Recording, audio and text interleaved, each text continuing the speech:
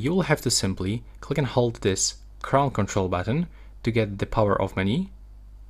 Now you have to click to restart, and when the screen goes black we have to grab our watch like that, and when the Google logo appears we have to quickly double tap on the left bottom corner, left upper corner and left right bottom corner. So wait for the Google logo.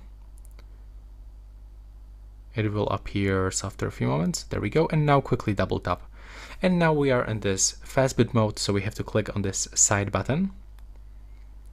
Now we have to scroll, but we have to scroll with this side button for sure. And when you are in the recovery mode, click on this crown control button. In the next screen, instead of the Google logo, we will get no comment screen. And I'm going to show you how you can actually open the recovery mode, because there's like screen combination and the crown button combination. So now click and hold the crown button and scroll up. If it doesn't work, just try to do this one more time. And as you can see, here we are. Now you will have to swipe up and down to move. And we have to select